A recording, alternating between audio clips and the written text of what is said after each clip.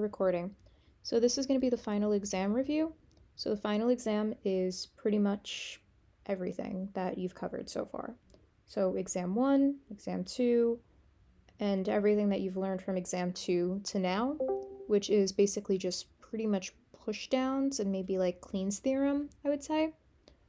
So the important stuff to keep in mind, honestly, is that there will be more of an emphasis on exam 1 stuff. I would estimate maybe 60% exam 1 stuff, 40% exam 2 and beyond. And the reason I say that is because a lot of exam 2 stuff relies on exam 1 stuff, as you probably know by now. Like pumping lemma, you need to know your regex and grammars and stuff like that. So how do I say study for it? Put your emphasis on exam 1 stuff, I'd say. Um, and also, at this point, you should try to assess what you feel most comfortable with based on past exams and go from there. If you know for a fact that you're really good with pumping lemma, but you're not so good with Turing machines, focus on pumping lemma. There's going to be way more questions than before, and there's also going to be way more points. So there's much more opportunities to get points. Um, Unlike last time, you will need to get a 60 to pass, a 100 to get a perfect score, but there's going to be probably close to maybe 150 points. Don't quote me on that, but there's going to be just way more questions. That's really the point of it. Yeah, pro, it's a Could you 2 hour repeat? exam. Sorry, Con, you it's a were 2 hour breaking down. exam. Sorry, what was that? Could you repeat? Sorry, you were breaking down. Oh, yeah, you guys could hear me, right? Yeah, now I can. Yeah. Okay. Yeah, so it's a much longer exam. It's 2 hours, so you're gonna have more time. There's more questions, and yeah, that means there's gonna be more work, but if there's more of a variety of questions, you can kind of prioritize which ones that you're gonna do. You will not make it through all of them. You kind of have to be like an expert with the material to be able to speed through everything. Don't expect to go through all of them. Work on your speed, of course, like try to get as many as you can done. Right now, you can kind of practice questions, like do past exams and try to work to get your speed up, but skip around and choose the questions that you feel most comfortable with. Maybe you didn't have time to go over pushdowns. Just skip that part. There probably won't be more than 1 or 2 questions on each topic. So I have a question. So it's any two of them I have to get 40, right? Any two of them, even if it's final. yeah, the final is going to be a little different because there's more points. So you will need a 60 to pass, 60 points to pass. Yes. 60 to pass. Yeah, so if you're passing, let's say you got on your first exam you got a 30, the second exam you got a 40, and the third exam you got a 60. Well, the 2 exams that you did better on, the second and third exam, would average out and you would definitely pass. What if my first exam is around 38 and the second exam is very low? So what I have to get for final? You'd have to use the formula she has on the syllabus. There's also grade calculators that are throughout the server as well. I believe someone had posted it. If someone could actually repost that like somewhere, that would be really helpful. But just straight up plug your grades into this calculator and kind of play around with what score that you need. The I'm final exam is going to be very passable. Like, there's going to be a lot of opportunities to do well. I'm not saying it's easy. It's not easy, but it is very passable. So it's very possible to do good. okay. Uh, uh, Um, for like 60% exam 1 content for the final, you mean they'll ask like exam 1 similar questions, right? Yeah. Yeah, or will it be combined with pumping lemma stuff? Actually, kind of both. You're going to get a question like kind of like the one that I have up here on my screen. That'll just be like, is it context free or is it regular? If it's context free, you can kind of just draw out the context free grammar. If it's not context free, that's when you need the pumping lemma proof. So you need to know exam one stuff to be able to determine which one you're using. So that's why I say there is more of an emphasis on exam one stuff. And then you're just going to get plain old exam one questions as well. So I would really focus in on that kind of stuff. Um, just slightly more. I'm not saying just completely forget exam two stuff, but you'll notice there's more exam one. I don't really have any particular past exams I'd recommend. I would honestly just kind of go through the more recent ones because she tends to kind of keep them similar to past semesters. Um, I'd honestly recommend do a couple of the practice exams, see what topics you need most help on or what you want to review the most on, and go through the problem book on just those topics. Do not go through all the 1,000 something questions. You're never going to make it through that. But like, I don't know, maybe you struggle with regular expressions. You just do a couple. You recognize some patterns, and within like maybe the first 5 questions, maybe you'll get it at that point. Um, yeah, I just recommend like kind of start out with the practice exam or even the ones that I go over in my video and just kind of go through it, see what you're good at, what you're not so good at, and make your study plan from there. Everyone's different, everyone has their own strengths and weaknesses. You got to assess what you're good at. For me, I was not good with pumping lemma, so I skipped those pumping lemma questions like the plague. I have a question. It's a quick question. So yesterday I was doing some problems on pushdowns from the book, and I've noticed that for one of the questions, it was stacking up a like uppercase A and two K afterwards, and then to pop those off of the stack, it needed to see a lowercase b and a c. So when it stacks that A and uppercase K onto the stack, does it stack in like A at the bottom and then KK? Or is it like the other way around? So is it like K, K, and then A? So pushdowns are stacks, meaning that it's always what we call LIFO, last in, first out. Think of it as like a stack of dirty dishes. You can only get the top one first. You gotta pop this one out before you can pop this one and this one. So it's the order in which you get it at. So if it says 2K or 2A or whatever, you have the two A's and then it pushes down two A's. That's what this is saying. And then if you wanted to push on like a B or something, that gets pushed on top. So you need to pop the B off before you can pop the two A's off. That's kind of like the deal with pushdowns. All right, thank you. How would you like write the BAA in I don't know, not in a stat form, like a form? Like a regular expression for it? No, just like horizontally. Oh, I'm not sure if it's like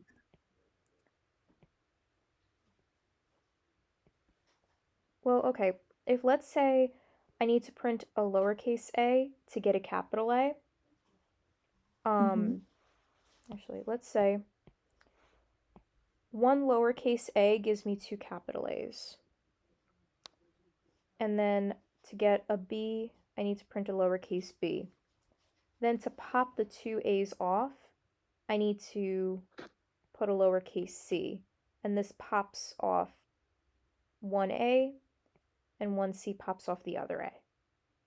What I would have to do is I say, okay, one lowercase a gives me the two A's there.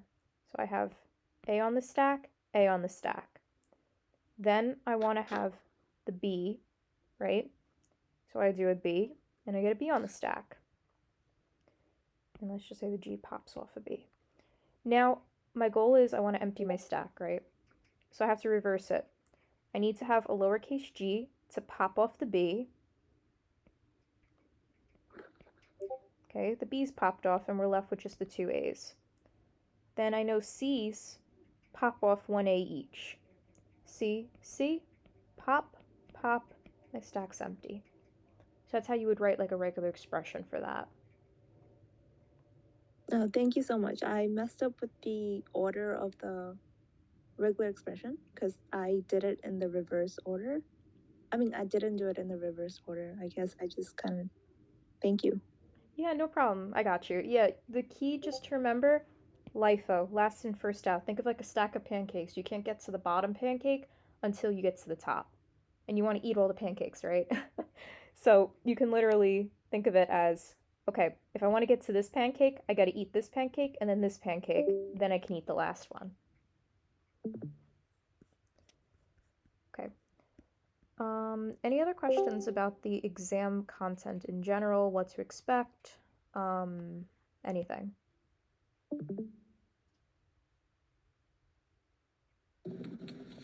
So if I focus on a majority of like exam one topics, I should be able to pass because I just need a 33% on this final. Yeah, absolutely. If she gives like what on average usually the tests have like what like 9 questions. Let's say this test has like 15 questions. Um, Mm. honestly, I would think that like maybe 6 of the questions would be exam one material. Um, and then like actually no, maybe like 8 of the questions would be exam one material, I would say. And like maybe the other 7 would be exam two material.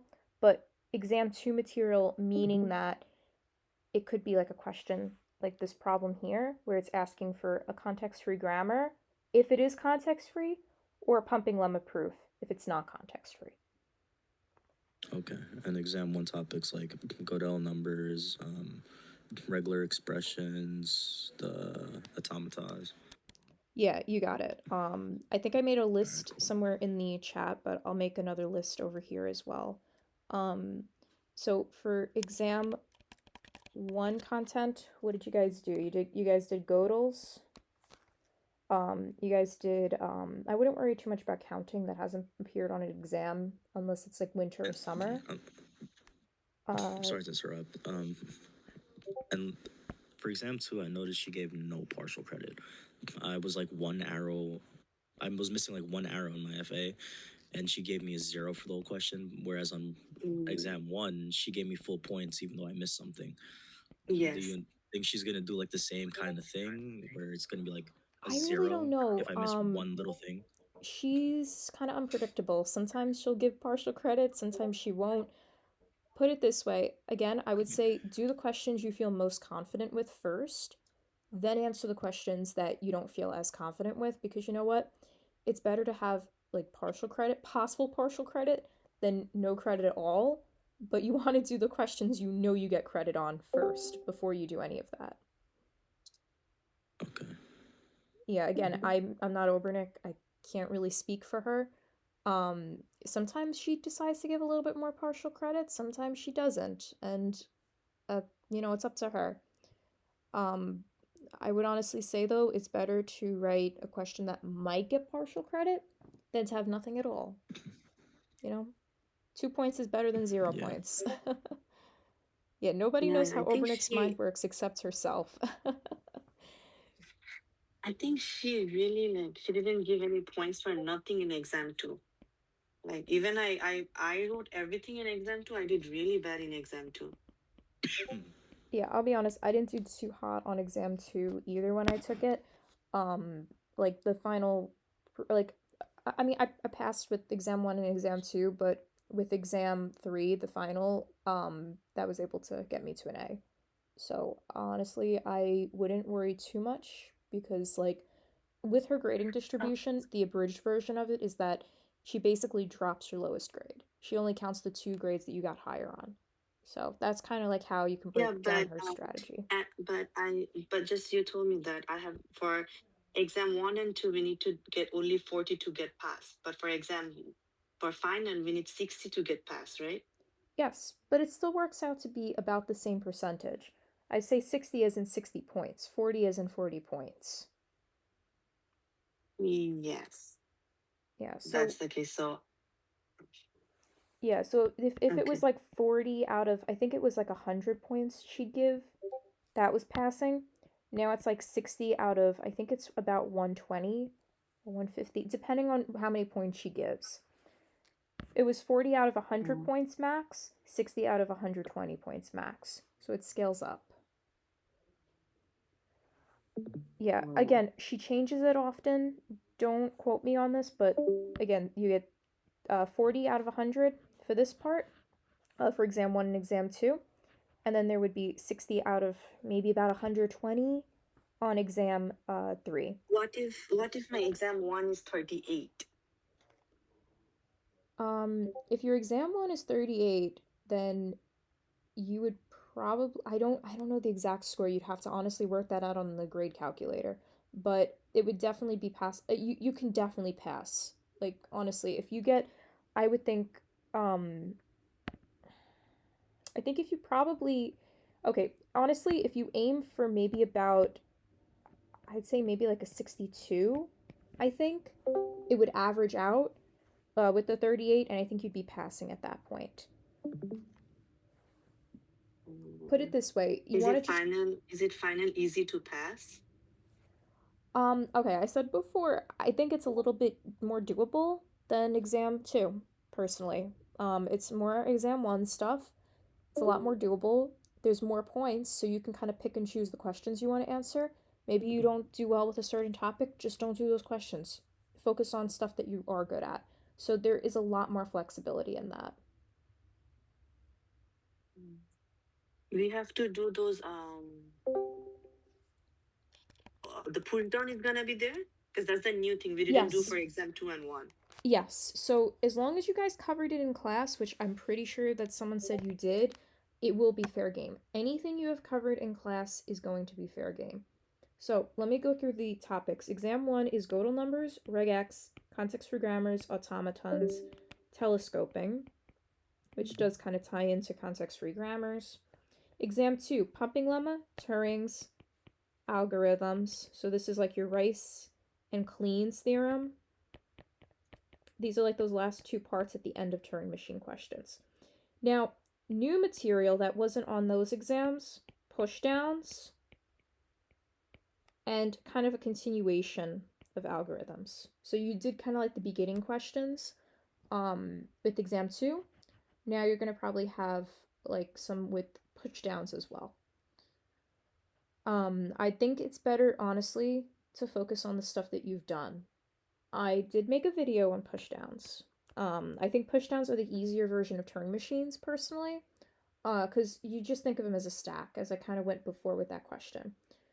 I would honestly say maybe to focus maybe learning on that. The topic I would say, if you had to kind of pick a topic to not focus too much on, I would kind of go over I would kind of not recommend the algorithm ones, just because they're kind of tricky. I'll be honest, I don't fully understand them myself. And like yeah, I mean they kind of change every single time. It's not exactly as predictable as pumping llama, so to speak. But yeah. Honestly, I would really try to focus in on a lot of this exam 1 material. Regex for sure, grammars for sure, automatons for sure, telescoping for sure. And pumping lemma for sure. Those, I'd say, if you had to focus in on topics, those would be the ones I would say, like, definitely grind on, like, go crazy. Make sure you understand those, because that will be more of a bulk on your exam. I'm not saying don't do anything else, but if you got to pick and choose questions, those are going to be the ones that I'd say are more heavy on the exam. But again, everything's fair game. You will see Turing machine questions. You'll see Gödel question, possibly Gödel. Gödel's like kind of hit or miss. Pushdowns, you're going to see that. Algorithms, you're going to see that. You're going to see everything on the exam, but you pick what you want to answer.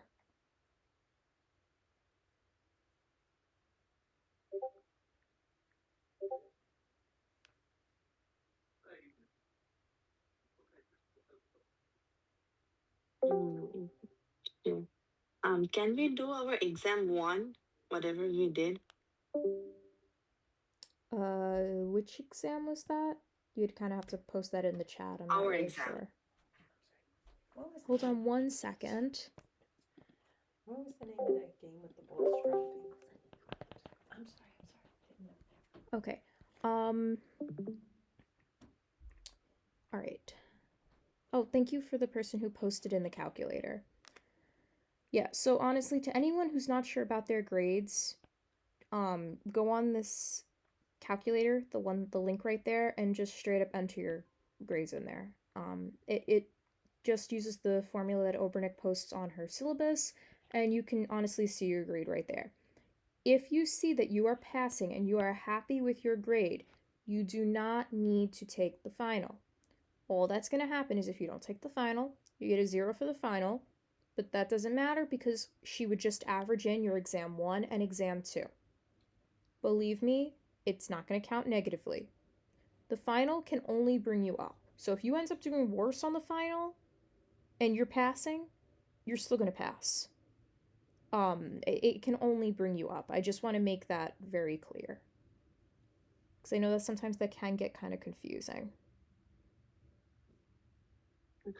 Can you give me the calculator where I can calculate my grade? It's in the voice chat channel, the text channel. Ralphie just posted it.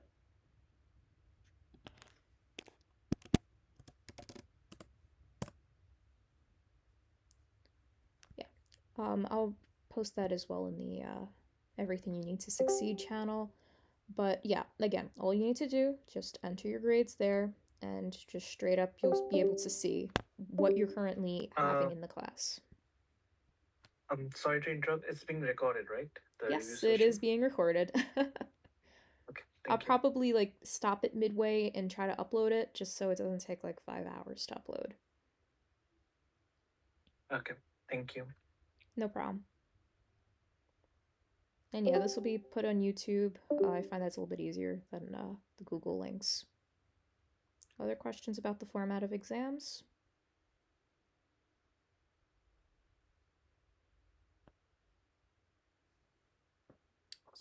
So yeah, focus on these topics. Everything is fair game on the test. There will be more questions, meaning you do need to answer more questions to pass. It's a 60 out of 120 versus a 40 out of 100, but it's more opportunities to pass. So therefore, this exam is more fair.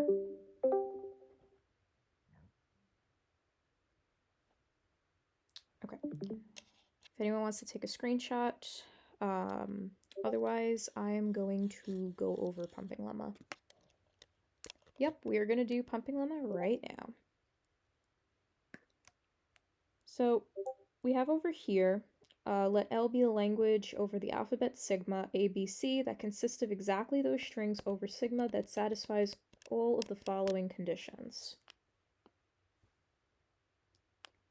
Okay, the string is a concatenation of 3n plus 2 component substrings, where n is greater than 0 is some natural number, and each component substring is a palindrome with even length greater than or equal to 6. Okay, so the string is a concatenation of 3n plus 2 component strings. Okay, so let's break this down. First things first, 3n plus 2, and it's built upon these components. Each component substring is a palindrome with an even length greater than or equal to 6.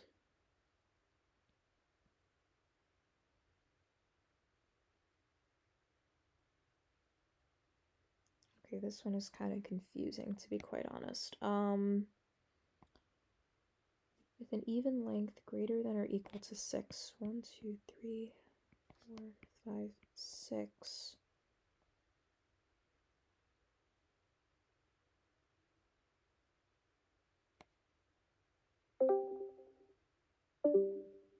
I'm going to be quite honest, I don't understand what this question is asking. I'm not sure if it's saying that the palindrome needs to be 6 or the entire string needs to be 6, because it's saying the component has to be 3n plus 2.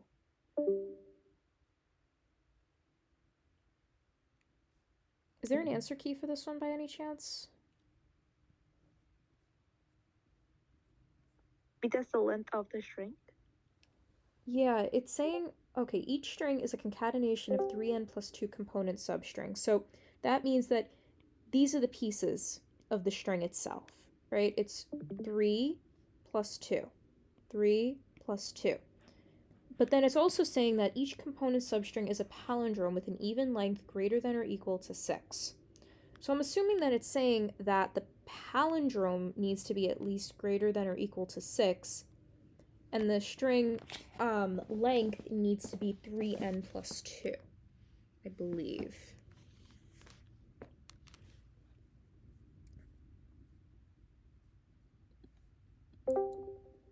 Alright. I'm gonna honestly go with that. I don't have the answer for this one, honestly, but let's just give it a shot. Okay. So we want to find the characteristic property here, right? So, actually, wait, first things first, let's see. Is this context-free or is this not context-free? Well, this is not context-free. And the reason I know this immediately is it's a palindrome. So there's going to definitely be links between here, here, here, here, and here and here, right? So with that being said,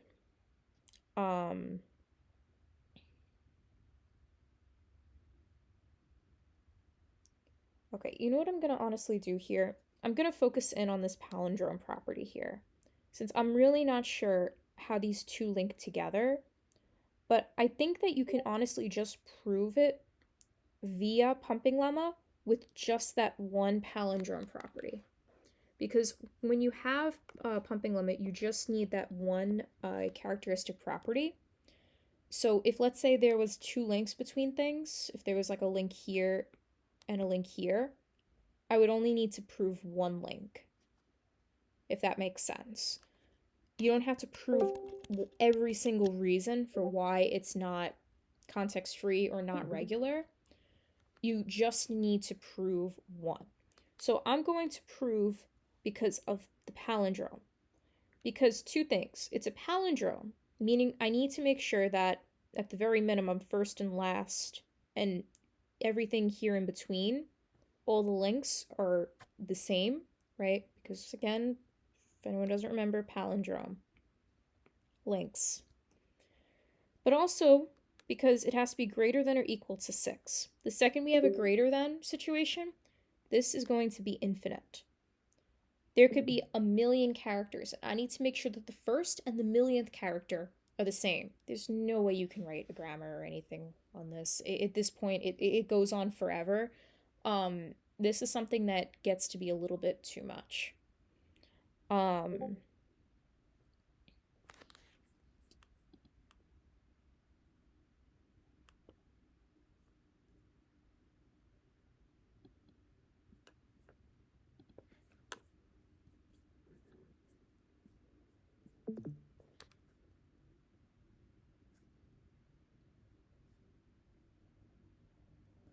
Hold on, let me just take a look at this one.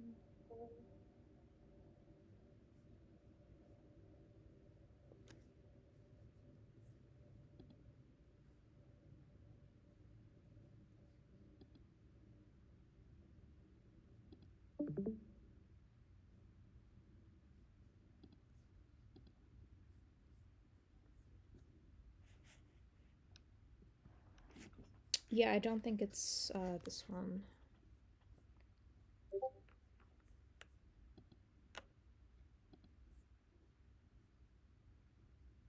Yeah, sometimes there are some like real doozies.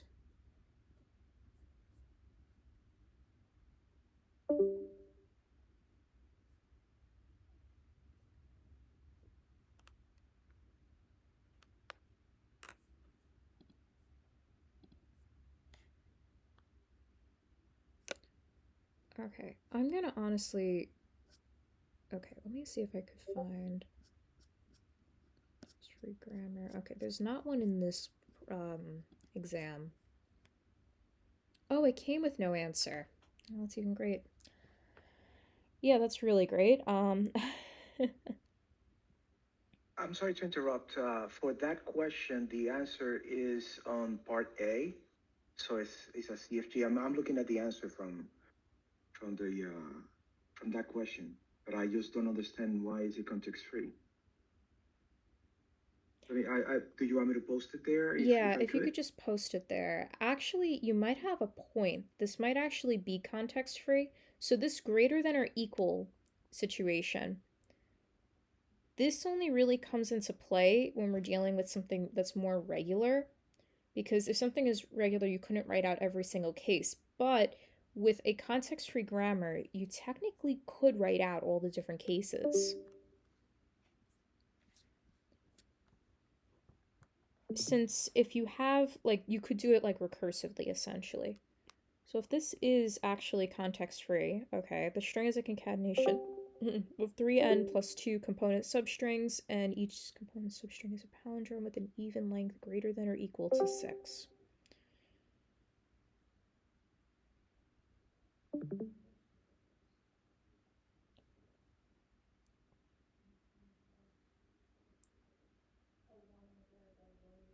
Okay, if the string is a concatenation of these substrings, but also it's saying that each substring, wait, the string is a concatenation of 3n plus 2 component substrings. So this is actually saying the number of substrings it is.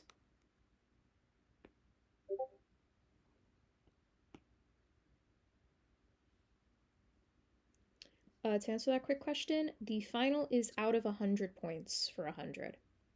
But there's more points than that. So there's like maybe 120 or so. So there's way more. Okay. Wait, now I actually kind of understand what this is saying. The string is a concatenation of 3n plus 2 component substrings. That's saying how many substrings there are in total. 3n plus 2. Each of these is a palindrome with an even length, with a length that's at least 6.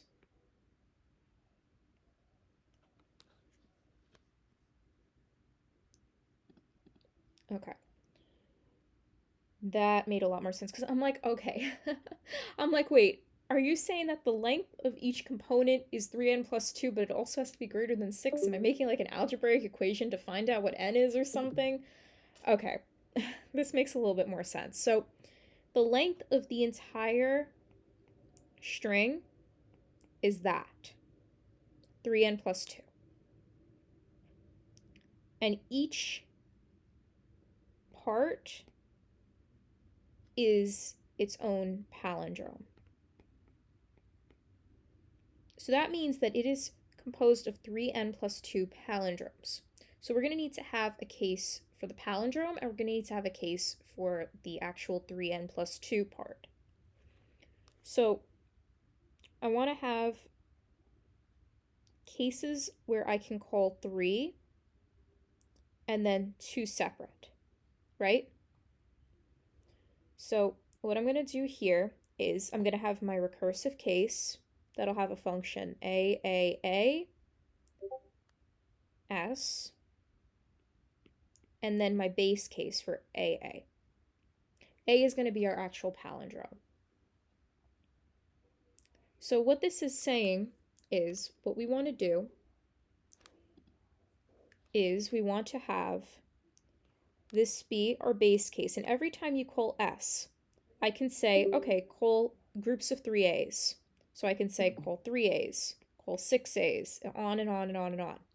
But when I'm finished, I'm going to call 2A's. So it's always going to be in multiples of 3 plus 2. This is going to be what's called our terminal case at the end. And this is going to eventually lead towards a terminal letter, meaning a lowercase letter. So now we get into the actual palindrome part, right? So this handled the first part. This was part A. Now I want to handle part B. So the next part is each component substring is a palindrome with an even length greater than or equal to 6. Okay.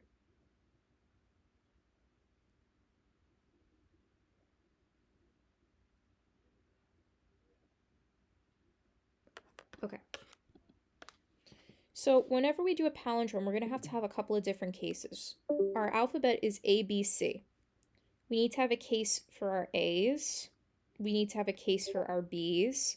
And we need to have a case for our C's. So this is saying have an A and an A, a B, a C, and a C. And in the middle is your recursive case, which is whatever capital letter you're dealing with. So we're on A right now. Now, I need to make sure it's a palindrome, but I also need to make sure that it actually has the right minimum length. Meaning that if we had one component, right, we need to make sure that each component has at least a length of 6. So, if we had our palindrome case here for A, AA, BB, CC, oh, that's it. I want to essentially force this to go to another function and essentially have it to keep passing through to functions until it reaches that point. And every time it passes through a function, I want it to add on another starting and ending character of the same. So what this is going to look like is, let's say here we started out with A and A. I then called function X. Function X gave me a B and a B. I then called a different function here, and that gave me C and C. And just like that, let's count how many letters we have on the length. 1, 2, 3, 4, 5, 6. So if I essentially force it to go through 3 iterations, then I know that I can make a string that's going to be at least 6 characters long. You could think of it as you have to open a door to get to the end, right? And there's no way you can get to the end until you open door 1, door 2, and door 3. You're forcing it to go through all these doors until you get to the end. And maybe there's an entrance here, but you still have the choice of going through more doors if you want, or leaving at this point.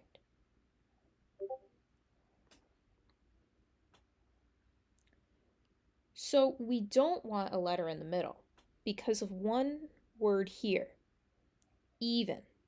The length has to be even. So there's 2 cases of palindromes, even lengths and odd lengths. Even lengths have just links. Odd lengths have links, and anything you want can go in the middle. Because, again, what are you doing? You're mirroring it. If you're mirroring it, who cares what's in the middle?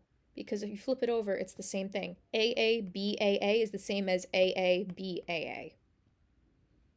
So because of that, all I need to do is I need to make sure that it goes through 3 different functions at very minimum. I'm forcing it to go through door 1, door 2, door 3. Then at this point, it can end, it could exit. But I know that before it left, it went through the function 3 times, and there's at least 6 characters. That's how we guarantee it. We don't let it terminate. We don't have a terminal letter, meaning a option that only has lowercase letters, until the very end. So how am I going to do this? Well, I'm going to just say, lead me to another function, B, and B is just going to do the same exact thing. Because it doesn't matter what we choose. The only thing is we want to make sure we pad it with 1 in the beginning and 1 at the end. So that way, when I go through it, I'm essentially kind of growing from the inside and making sure that the same letter is on the left and on the right of each recursive call. Okay, and this is going to call, we don't want to use C because it looks too similar to lowercase and uppercase, so let's say D. D is going to be literally the same exact thing. Let me just clear this out a little bit. AA, BB, CC. Okay, so let's go through this. This is a length of 1, 2, 3, 4, 5, 6. I need to force it to go to one more function before I can let it end. And this last function will let me either terminate with a lambda or at this point go through it over and over and over again. Because maybe I want to have a length of 8. I don't know. I want to have an option that lets me do that, that lets me go beyond that. But this, at the very minimum, forces me to go through these options. So now I would be in E, and E is just going to literally say, okay, I can do an A and an A, a B and a B, a C and a C. And now, if I want to, in each of these places, I can stop at the lambda. This lambda acts as a terminal. This time, instead of going to a different function, I can just stay in E. Nothing is changing. The only difference between A, B, and D and E is that A, B, D do not have a terminal state. You have to go through them, meaning it forces you to get those 6 characters before you terminate. See, when I go through E initially, I can say, okay, I'll go to lambda and end this immediately and end up with 6. Or I could loop through E and put on some more. Now, this would mean the end of this. Now, someone brought up a good question. Have the option for a single letter in the middle. If you wanted to do that, it would be really easy. Instead of a lambda, you would just have another case, and all that would lead to is just a single letter. So I could have another function that would just have A or B or C, and that would be that, if it said odd, which, again, even versus odd. But this would be the answer, I believe. Let me just double check.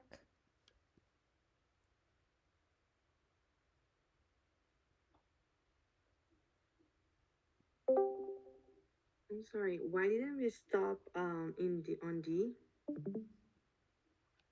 Why didn't we stop on D? Yes. Yeah, sure. Why do we have to do D? So the reason I actually had to go to E was because my answer is actually a little slightly different than hers, but also still works because I go to A, and that gives me one character, right? AA. Go to D, that gives me another character. Okay, oh, sorry, go to B, that gives me one character. Go to D, that gives me one character. But here's the thing. If I were to stop here, if I had my lambda case here, this means instead of doing any of these cases, which would have given me that last 2 characters, I could have ended it here. This would have only let me have 4 characters, and I don't want that. That's why I go to E.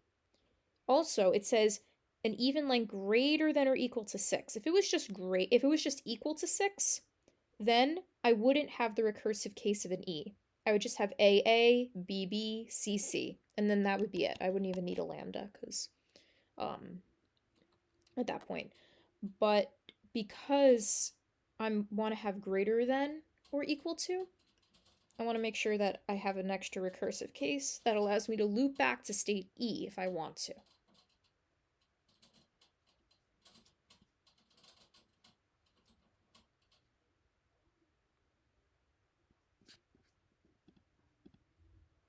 So her answer was slightly different in the sense that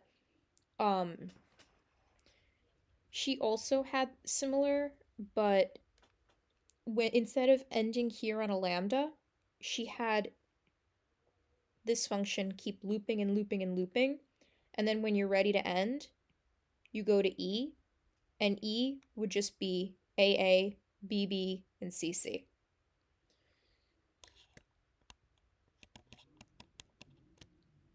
The key here is that you want to force it to go through as many functions as you need to get your length as what you want it to be.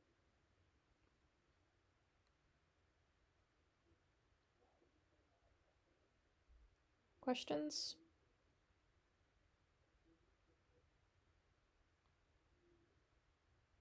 So this doesn't have our 2 problems with not being context free.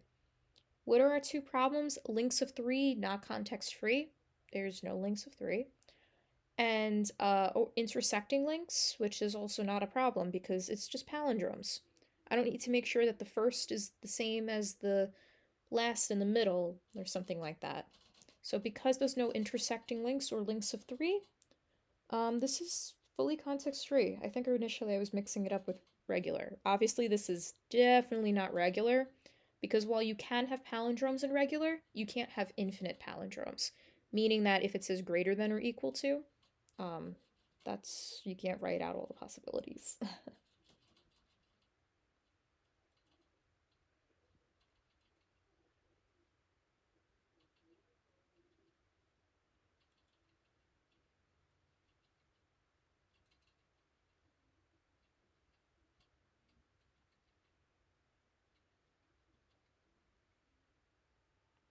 Yeah, exactly what you said. This doesn't count as links of three because we're basically telescoping here instead with one link at a time. Exactly. That's all you're doing. Palindromes are just links, like single link, like links of two. You're making sure that A is linked with A, B is linked with B, C is linked with C, etc. Exactly. If this was a regular question, if this was asking, oh, if it's not regular, then it would have been the proof. Because then you have links in the first place. The second you see links, that's not good. Yeah, honestly, once you do it, then it's like not so bad. And I find that like when it's something like this, like you recognize a pattern. Like, yeah, okay, this is, it's a pattern. Maybe you have something that's similar where it's instead of greater than or equal to 6, it's, I don't know, greater than 4 or something like that, or less than 4. It's very similar stuff. You just break it down by piece and go through that. Like I broke down A here, and then I did B over here. So.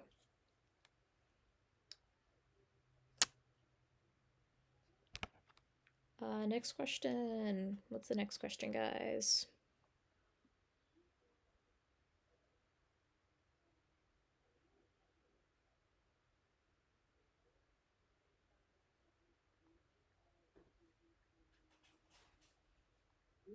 Does anyone have our exam problem 3?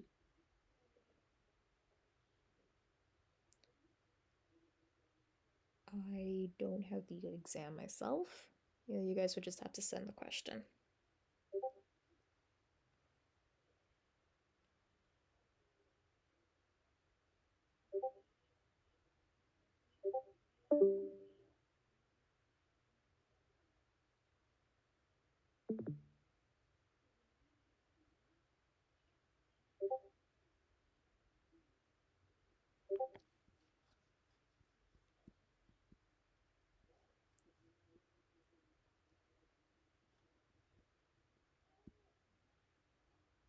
We could do that one. Is that one in the exam that was just posted, or?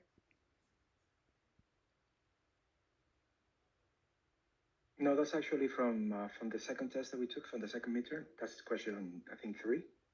Oh, that was on your test. Yikes. All right.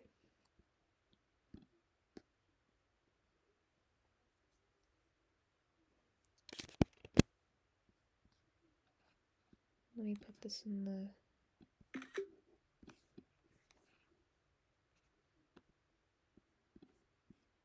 All right. So consist of those strings that are concatenations, okay, of an odd number of component substrings. So again, with the substrings, right? Each of these substrings are going to be pieces. It has to be an odd number of component substrings, but the length of each component substring is equal to 3. Oh, and its middle letter is B. Oh, okay, that doesn't seem too bad. Okay. So it doesn't tell me what number of substrings there are. So I could have anywhere between 1 and infinity. The only thing is it has to be odd. That part we don't have to worry about with a regular expression because we know how to do that. We can use our star, right? I can say, okay, I have something here, something here. I star it. Remember, groups of 2, always even. Add in a third, boom, it's odd. That's our formula for even and odd with regular expressions. That's not a problem. But the length of each component substring, okay, is equal to 3, and its middle symbol is B. So because it's equal to 3, I don't have to worry about any infinite problems, and I don't have to worry about any links. Because literally, what is this saying? Anything I want, B, anything I want, in each of these substrings. So I could totally write out a state transition graph for that. That's not a problem.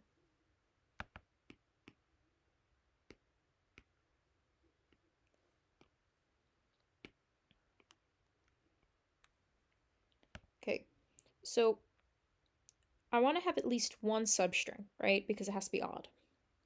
So what is my substring saying? Well, I can have an A, a B, a C, a G here, right? It's not saying anything about palindromes, so I don't need to worry about cases and all fun stuff like that. But I can have anything I want. Oh, I'm only dealing with A, B, and C. I really should read the sigma. A, B, C gets me here. A B needs to be in the middle. And then another A, B, C. This is each substring. Now, I want to make sure that it is indeed odd. So, if I were to, now I could technically end it here, but I want to make sure that I do have more than that as well. So, I'm not able to have 2, but if I want to have more than 2, I'd have to have 3 to keep it odd. So let me think, how am I going to draw this? If it was even, we could have stopped here, right? If this was Even? just 1, this is only one substring. This handles one of the substrings, now I need to do more than that. So remember, when we had our regular expression, groups of 2 and an extra. So yeah, honestly, I'm just going to do the same exact thing twice. So I'm going to actually work to loop this around. And I can end here, that's not a problem. A, B, C, B, oops, another A, B, C. Now, I can't end this one here. I need to loop it. I need to do a second one. Because remember, this is 1. This is 1.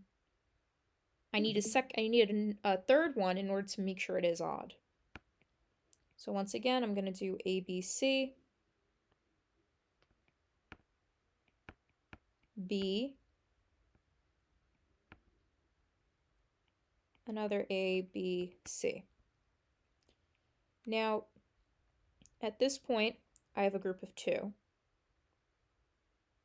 And I need one more in order to get me to, wait, hold on. This was 1, this was 2, and this was 3. Okay, so at this point, now I'd be able to end it. Or choose to loop back to here. Oops. Okay. So let's break that down because I just did a lot of stuff there. This is one component, right? This is the one component that's over here. I must do this component no matter what. It's not optional. I could choose to end this component here. This is totally fine. But if I want to have more than that, my next one would be 3. So I do it again. From here all the way here is component 2. But I need to have component 3. I can't have 2 because that would be even. So I loop it around one more time. Now I'm at 3. I can choose to end this, or I could choose to end this, or I can use this to loop back and do another loop of 2, and another loop of 2, and another, and another, and another. So what this is essentially saying is you're forced to do 1, and then you have groups of 2. And each of these are just broken up into components, the substrings that are equal to 3, and the middle symbol's B. And that would be the end of that one.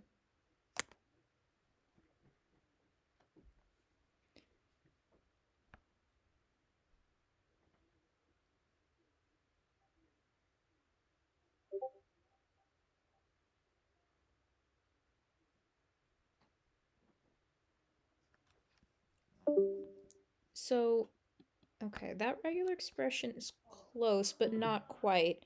So we have A union B union C, B for the middle. Oh, wait, no, actually, you're right. I'm sorry, I didn't see the B there for a second. Yeah, so A union B union C, B. A union B union C, B. Wait. Okay, it is supposed to be groups of 3, so we want to make sure that we have A union B union C, B. A union B union C. This is one group. I'm going to do it again. A union B union C, B. A union B union C. 2 groups. This has a star on it. And then we do it one more time.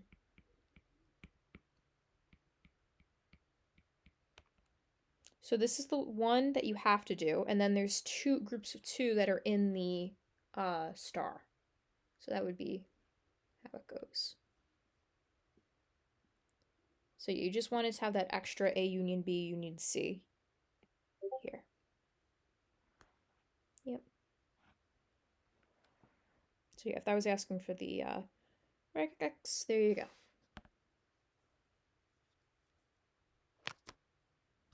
All right, what else, guys?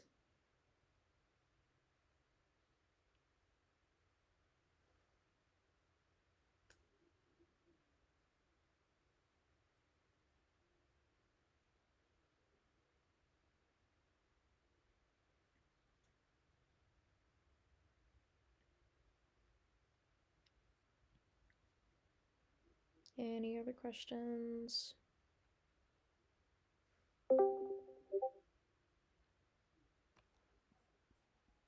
Six or 7 of that one that was just posted?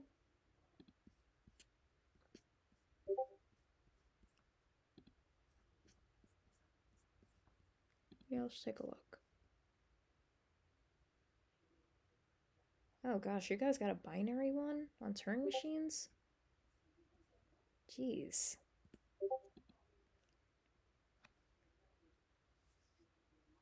Yeah, okay.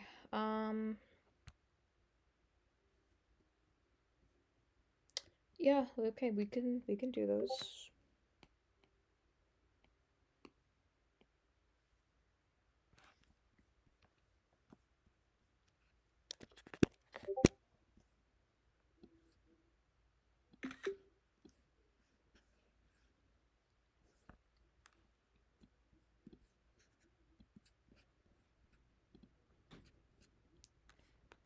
Yeah, that looks like a really rough one, honestly. I'm pretty sure I had one on my own final, so that's yikes. Okay. So what are we doing? We are doing halt and diverge because a final state was not given to us.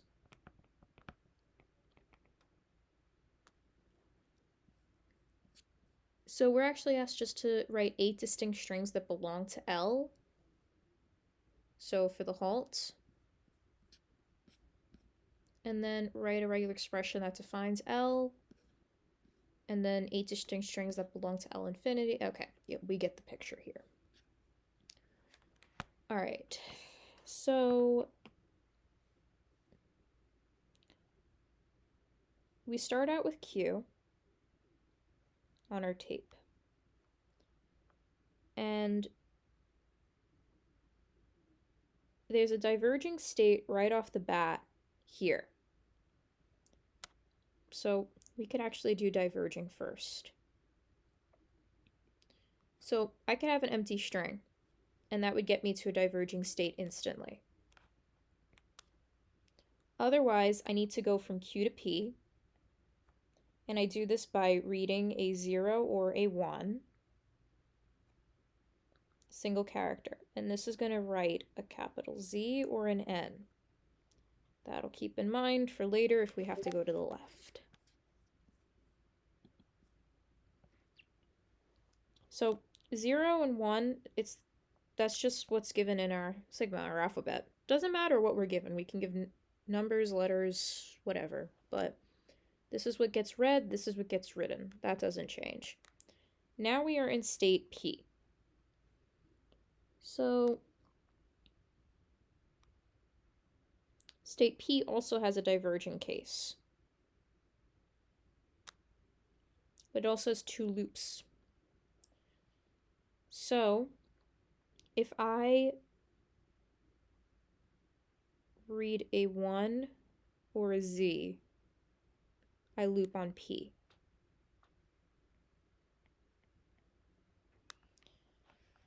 Now, I don't know how you're going to read a Z because you're not going to the left, but that probably will make sense later on, I guess. And then we have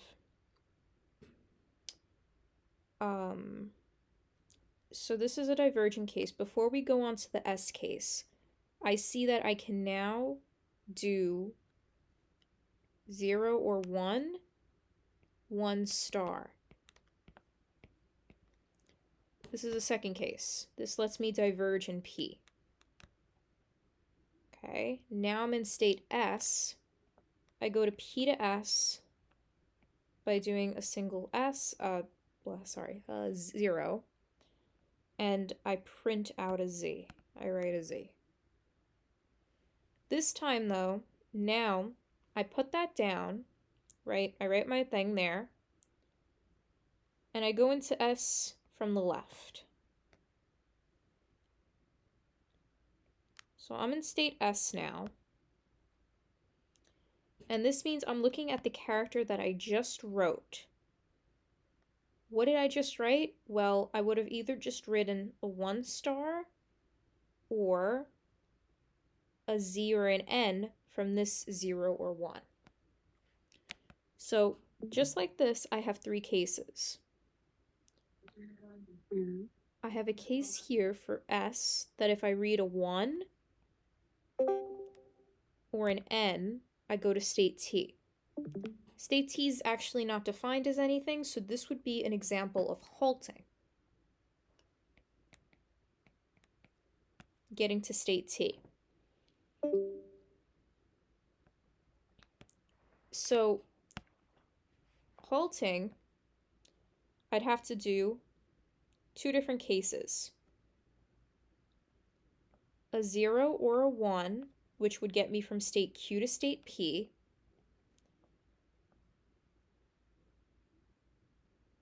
And then another 0 at the end of this, because that 0 gets written here before we go to the left. Upon seeing that, remember this first 0 or 1 wrote out either a Z or an N, and only an N is going to be the one to get me to state T. So that means not a 0, just a 1. So I write a 1, this gives me an N.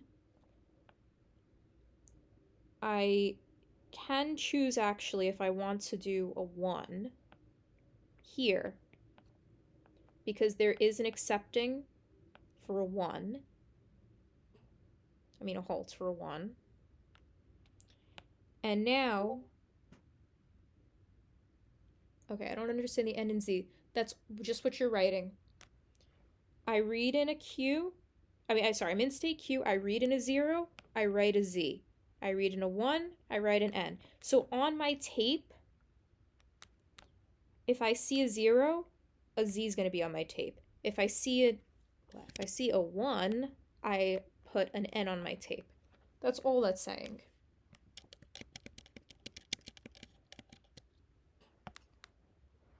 So if I wrote a 1 in this very beginning state Q, I would have had an N.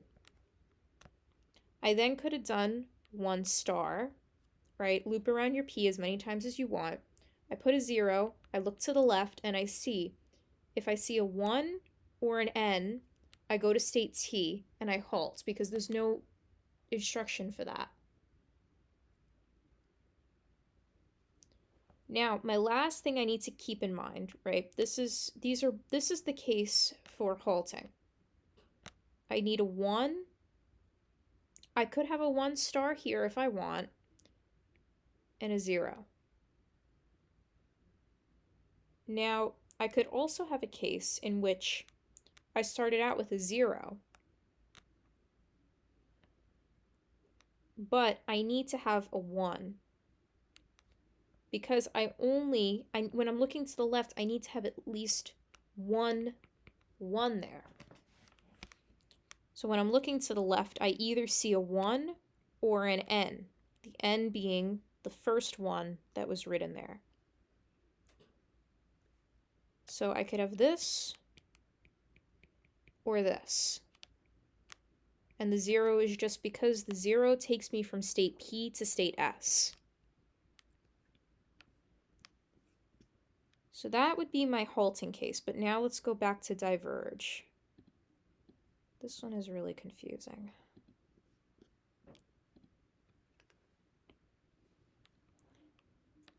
So this is diverge, this is diverge. Now that I'm in state S, right, I put down my 0 here. If I see a Z, I loop back to P. The only time that I'm able to loop back to P is if I see a Z. And the only time if I see a Z is if the first character I see looking to the left was a 0 that came from Q.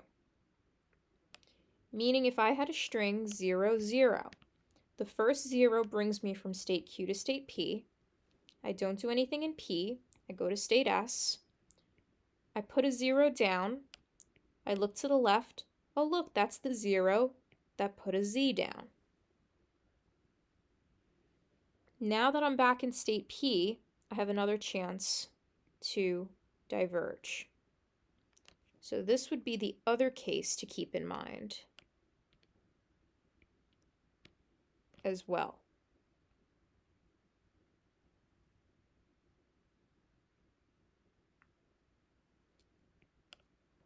So in total, there's 3 cases for halting. I mean, diverging. Oh my gosh, now I'm confused. There's 3 cases for diverging. An empty string, you start out with nothing.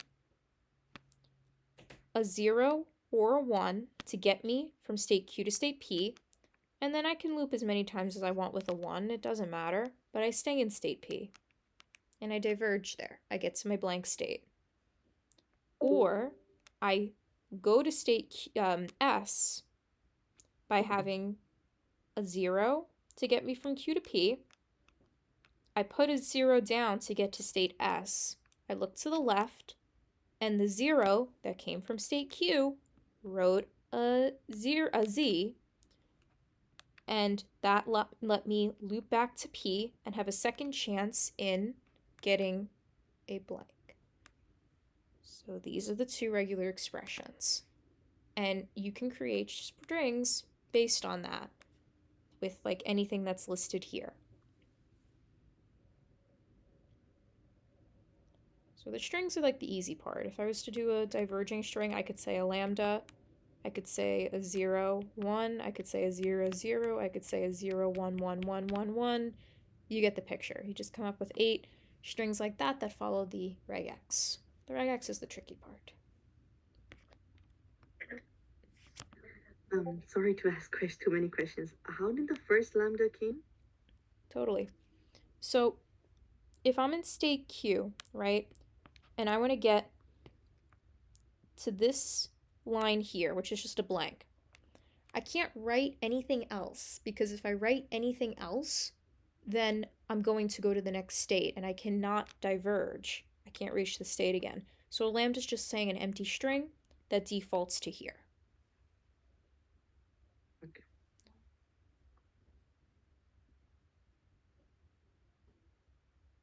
One more question. Sure. So I understand why we gave the one loop, but why didn't we use the Z loop?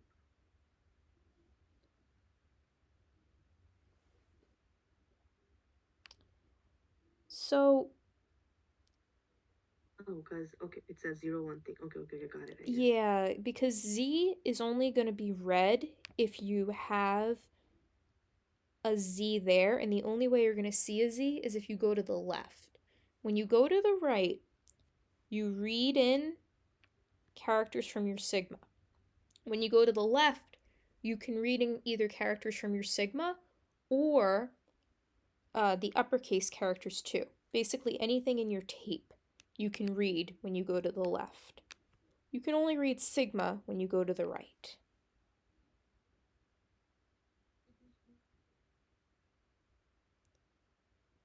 So, someone asked about the halting part again? Yeah, sure. A final state was not given here. Therefore, if I want to halt, essentially it's saying I kind of get stuck in a corner and I can't move forward. The only place I can do that is in state T because nothing is given for instructions in state T. So I'm going to treat state T as if I was just trying to get there as an accepting state. So what I'm going to do is I'm going to go from Q to P. I need a 0 or a 1. Okay. Then I can loop as many times as I want in P. So that's 1 star. When I'm ready to go onto state S, I have to put a 0 down and look to the left. Okay, I'm in state S. I can only go to state T is if I see a 1 or a capital N. Okay, well, a 1 could have came from this 1 star, but it could have also come from this 1 over here. The issue is I need to have either a 1 or an N, meaning that there's two cases. If I started out with a 1, that means I could have a 1 from state Q, 1 star from P, so as many times I want, but star could also mean 0 too, so I could have a base case that looks like 1, 0, and the 0 was what got me from P to S. At the very minimum, though, I need this 1 here at the ends, because this 1 gives me a capital N, and that lets me halt right there. Now, if I had the second case where I start out with a 0, that's a Z. That's no good. I need a 1 guaranteed. So after the Z, the 0, which printed out a Z, I have to guarantee at least 1 before I have a 1 star. Because remember, 1 star could be 0. If this ends up zeroing, I need to have a backup here. And this 0, once again, is just the 0 that got me from P to S. This was a very confusing problem, so honestly, don't beat yourself up if you don't fully understand it. I really don't like these binary problems. They're very confusing.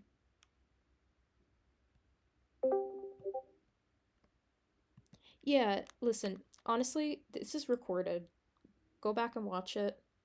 Sometimes you just kind of have to take a break from it, rewatch it a few times, and then get back to it. I can't understand things on the first try, honestly. Like, I need to kind of listen to it over and over again. Like, I'm not gonna fully understand it after, like, one lecture. Yeah, there's another question you guys wanted me to do, too. I think problem 7. So we could totally do that next. It's not binary, but it's also kind of tricky.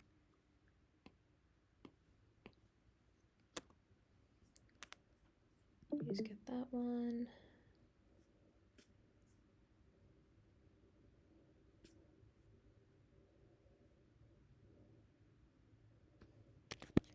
And what is the whole question? Like the 6 everything? So this one just asked for the halt and diverge for both of them, and like regular expressions for each as well.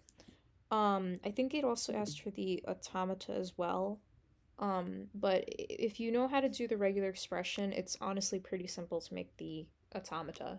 Especially because, like, once the regular expression's in place, it's just literally putting that into the automata. So that was kind of like the tricky part, the regex. The question A was right, 8 distinct strings that belong to L. Yeah. So I want to go back to that. All you're doing is taking this regex and making some strings out of it. So I could say something like, okay, for diverge, a lambda, 0, 1, 0, 0, 0, 1, 1, 1, 1, etc. The hard part is literally just making the regex. The strings are the easy part. You're just taking your regex and making a string from it. Okay. Yeah. Again, like this is the tricky part. This is the part that, like, the rest you guys can kind of handle.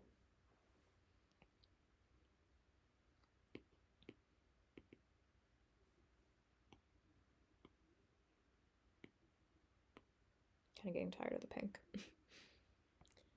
Okay. So this one is not binary, but there's left directions here, so therefore it will be a confusing one. So, time for some fun! Yay! So this time we have a final state. Remember, F is a final state. So what this means is we're going to have L accepts, L diverge, L rejects. Accept meaning I get to X, diverge I get to a blank state, reject pretty much everything else, getting me stuck in a corner and I can't get out of it. So let's start out with accept. Where is X? X is here. That's the goal. So I want to get from Q to P, P to S, S to T, T to V, V to X. Bit of a lot. We can do it. First things first, Q. I can get to state P by writing an A, a B, a C. And this will write a Z, Z, or a K. I'm just writing that for my own reference for later. All right, now I'm in P. Handle my loops first. If I see an A, a B, or a C, I loop on P. I can do this as many times as I want, hence the star. Now, once I'm ready, I can put my blank down and go to the left into state S. So remember, blanks to the right are diverge, blanks to the left are like a period at the end of the sentence. Now we look to the left. So now I'm in state S. And I'm looking at the first character that's to the left in state S. If I see an A, I loop on S. And I constantly go to the left until I see a B. A B will be the magical letter that gets me into state T. So that means I'm overwriting this A union B union C star and saying I need to have, I could have A star, I could loop a little bit. Then I want to get into state T and I need to have a B. So one of the characters here, because again, this can be many characters, it could be up to infinite characters, one of them has to be a B. All right, cool. Go to the left again. I'm in state T. In order to get to state V, I need a C. I have written another one of these characters to be a C. Okay? Awesome. Now that I'm finally in state V, I see that I have two choices. This character to the left can either be a C or a K. This gives me two choices. I could have a C that came from here or a K that came from here. So this is saying, okay, if I wanted to have a C, I could have A union B union C as my first option here. Then going to my P star, which could generate anything. But I know I need a C to get from state V to state X. I need another C to get from state T to state V. I need a B to get me from state S to state T. And then I'm free to do an A star. Going backwards again, I reach my B. This is one of my cases for an accepting string. But now, if I want to accept with a K, this A union B union C, that's saying I must choose the C because the C will give me a K.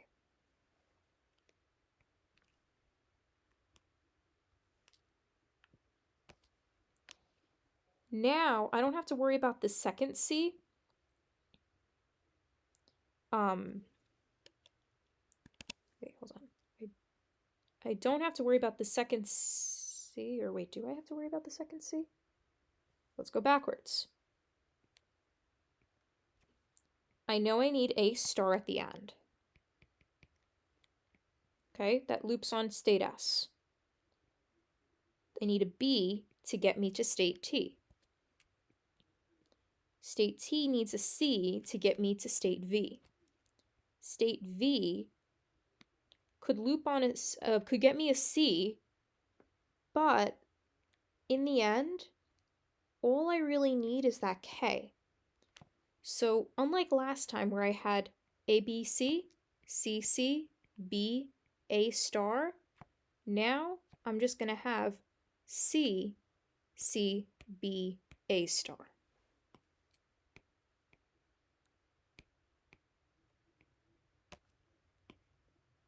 That's my final answer for L accepts. So we follow the tape forwards till we get to a blank, then we follow the tape backwards and overwrite what we wrote before to make it more specific so that it gets us to where we want our destination to be. Okay, L diverges. I'm looking for blanks to the right, and I don't see blanks to the right. If I don't see blanks to the right, this will not be anything. I think she has you writing it as like an empty set like that. I do not see anything that looks like this.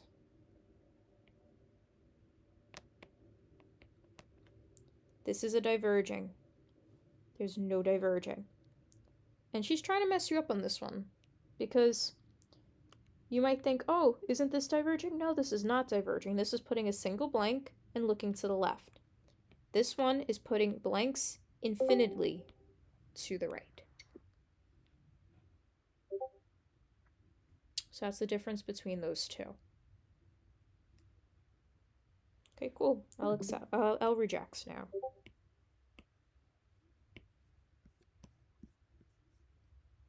Okay, wait, did I just lose you? What did I lose you on? Let's take a pause.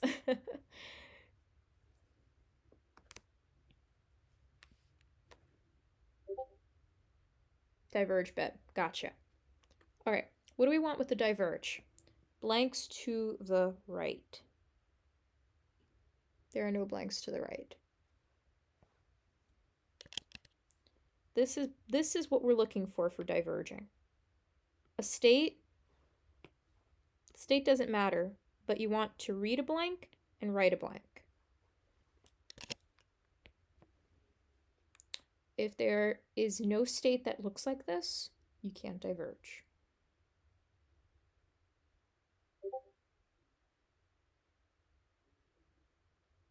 Yeah, so this is an infinite number of blanks.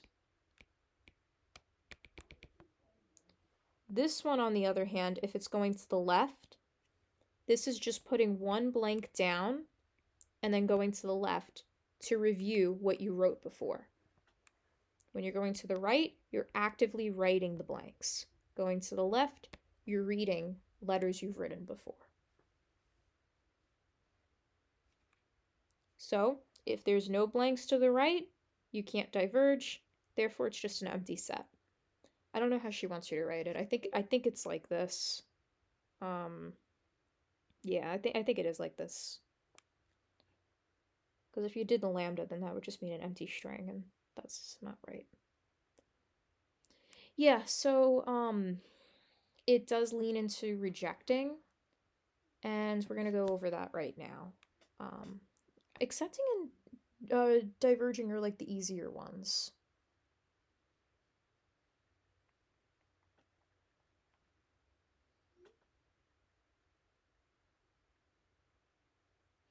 So now what we're going to be doing is we're going to be doing rejecting.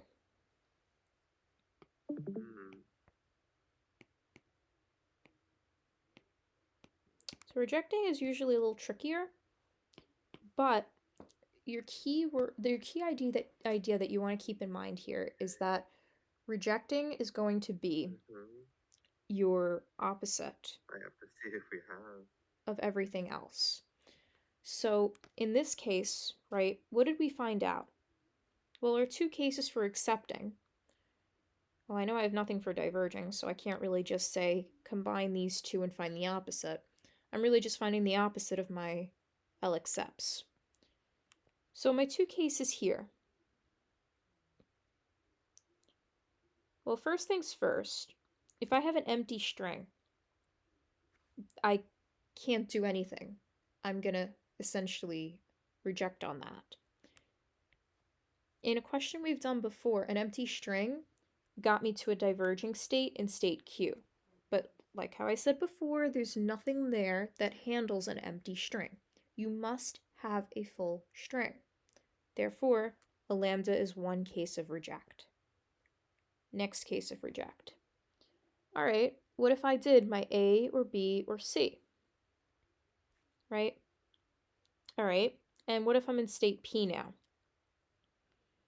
Well, I see that now I need to have a C here.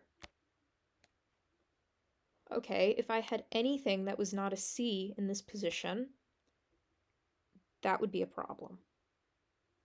Likewise, if I had anything that was not a C in this position, I'd have a problem. If I had anything that wasn't a B in this position, I'd have a problem. You kind of see where this is going. So we're going to do everything we can to screw up this regular expression, to put it lightly.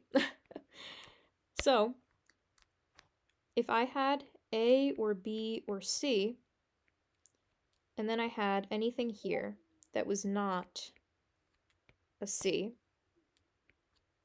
that's a problem. I put a star here, because this is just, something that I can't really have. Yeah, purposely failing. That's literally what you're doing. You are purposely writing garbage on this. So what do I have here? Well, what's the opposite of a C here?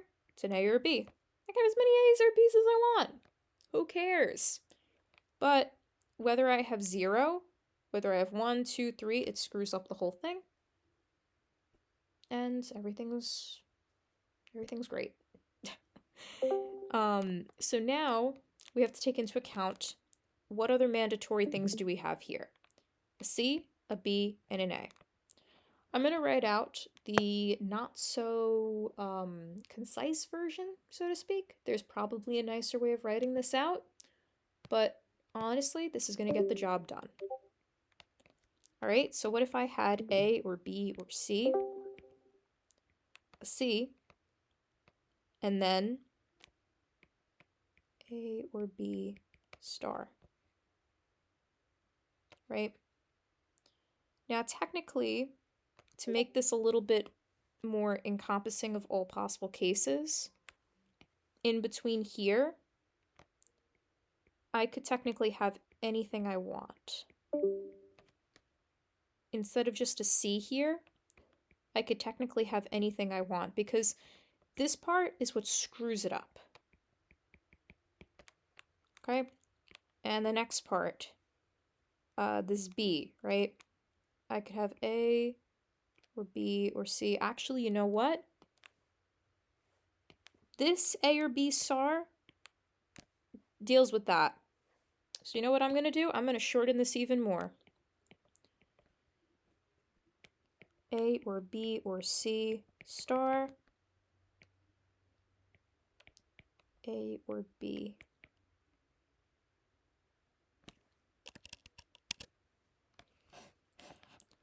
So what this is going to say is, okay, whatever you want, but if you have it with an A or a B here at the end, dealing with this, that's going to be a problem.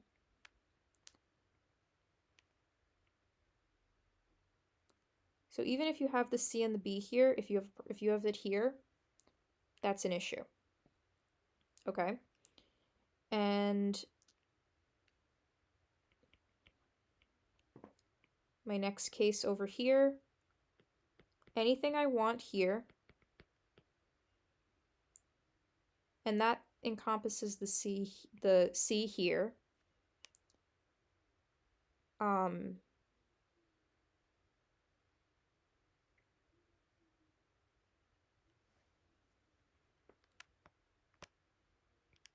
Might just be the same actually. Okay, A or B to encompass this C here. B, A star. Next case is this B here. Anything I want. Anything that isn't a B. Okay. And this A star doesn't matter. It's optional. So essentially, I'm kind of reversing every single aspect. Now, this is probably not the same answer that she has, and she probably has a nice, concise version of it. But with reject, even if you do a brute force like this, because usually reject is a little bit trickier, it still gets the job done. What I'm saying is, what do I have in this case? L accepts that if I were to reverse it, would get me instantly stuck in a rut. Well, if I don't start out with a A or B or C there, if I don't start out with a C or a C, B, then we have problems. So that's really what to keep in mind with these types of problems. She didn't even ask for divergent rejects. Are you saying I did that for nothing?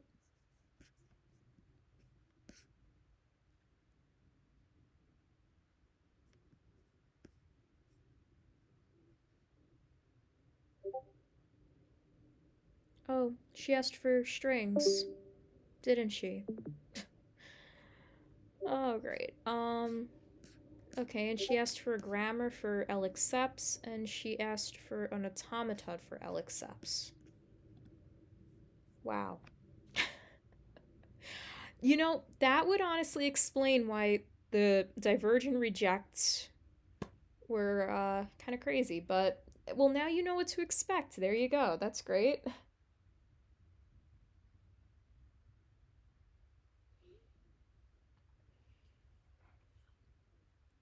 Okay. Well, if that's the case, if we're looking at L accepts, right, let's just turn that into a grammar real quick. I'm just going to get rid of all this stuff. Okay, L accepts, right? Two different ideas here. I have case 1 or case 2.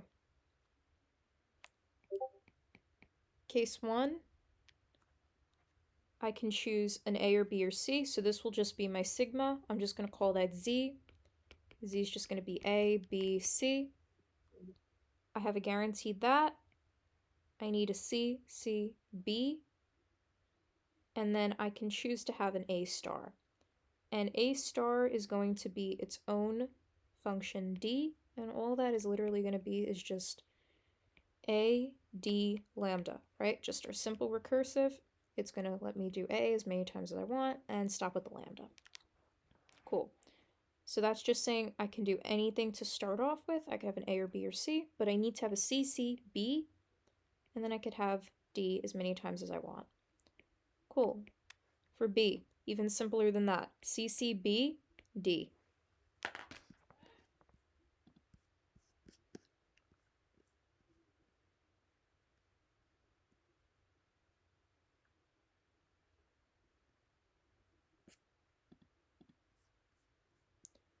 So, yeah, so each of the big options for reject covers each of the required symbols for accepting. Yeah, exactly. Anytime you're dealing with reject, if we were to find the reject, we would just write a case for each of the main symbols that must happen.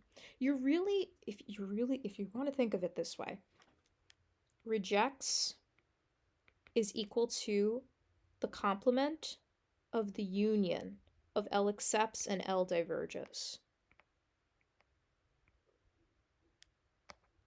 What is this saying? Everything in L accepts, everything in L diverges, smush them together, take the opposite. It's the opposite of everything in L accepts and L diverges. That's really what L rejects is. And nothing was in L diverge. So it was basically just the complement of L accepts. So you take everything you need happening in L and yeah. Whoa. So yeah.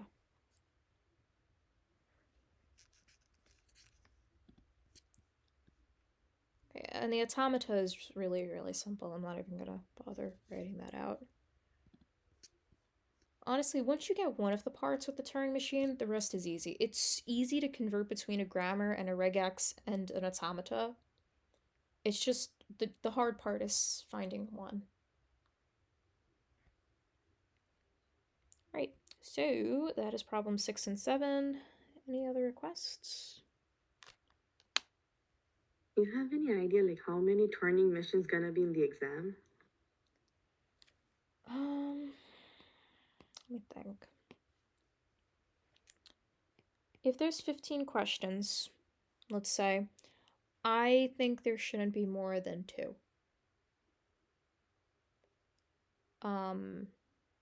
I would honestly say probably. Did I write that down? All the topics, or no, I didn't. Okay, well, there's somewhere. I'd say probably maybe 2 Turing machine questions, 1 to 2 pushdowns, probably more pumping lemmas, just because half of them will probably be actually pumping lemma, and then half of them will be like, oh, you can just write out the language. So maybe a little bit more, like maybe 6 pumping lemmas, 5, something like that. Half of them being using the proof, half of them not using the proof. Honestly, the best way to prepare for this exam, just do old problems.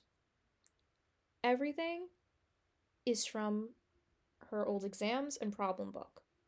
It's the same exact format. She just copies and pastes questions and changes them up a lot. But it's the same exact format. Like that Turing machine question, like I kind of just went on autopilot there. I was like, okay, I'll accept, I'll reject, I'll diverges. It's some combination of that.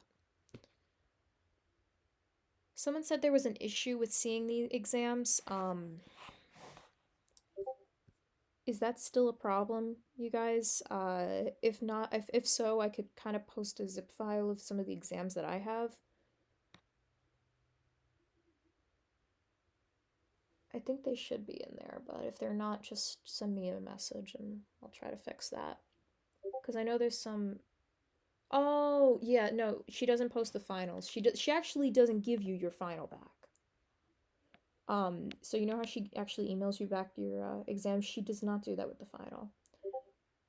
Yeah, I mean, I think she's kind of like, okay, you know what? Who cares? They don't care. I mean, think about it this way. You just care about your grade. You don't really care about what you got right and what you got wrong at that point.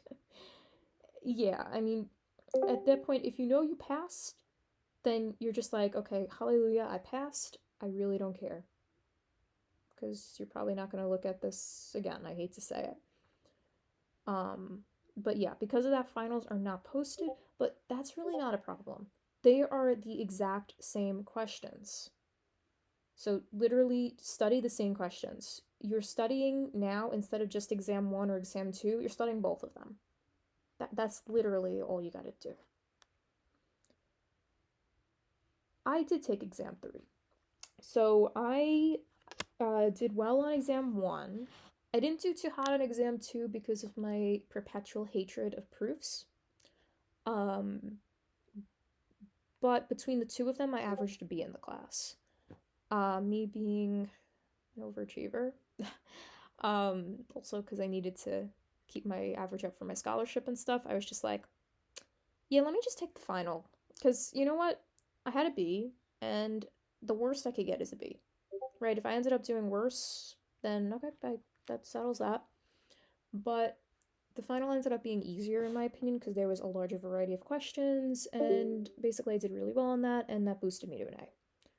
Moral of the story, if you're happy with your grade, that's fine. You can choose not to accept the final. You can choose just take your grade, don't take the final.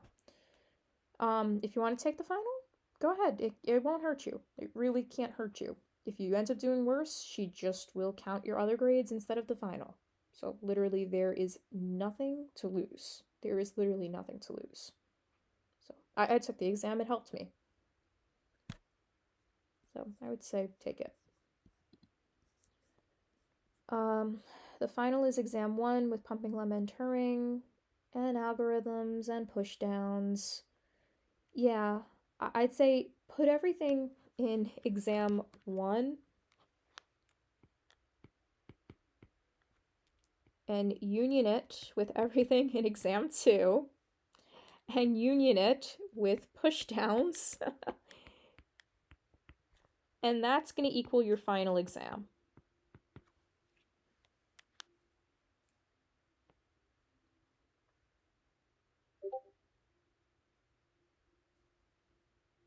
Yeah. So, once again, what do you want to study? Reg X, grammars, telescoping, automatons,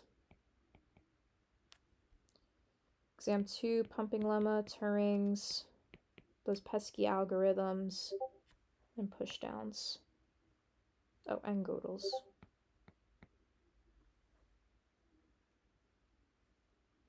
Oh, no. She will count a lot of exam 1. She's not going to give you a mirror image of exam 2. I promise you that. There's so much stuff for exam 1. There's so much stuff for exam 1. Like, there really is going to be a lot of exam 1.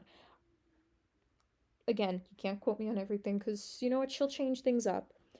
I really think it's going to be 60% of exam 1, 40% of exam 2. And even if it looks like, oh my gosh, it's all pumping lemma questions, it's not all pumping lemma questions. Some of them will actually be regular, will actually be context free, and you just do whatever it tells you to do. I think pumping lemma is probably going to be the bulk of it. Knowing when to use it, knowing when to not use it. Even if you don't know anything about the proof, if you know that, yo, I can just write out the regex or the grammar, that gets you points. Oh, and something extremely important, she does not give the template on the exam. No pumping lemma template on final. Meaning you need to memorize that. Or, for the 2 questions that might have pumping lemma, kind of accept your loss. If you can focus on the questions that look like they need pumping lemma but actually don't, you can get free regex, grammar, and automatons.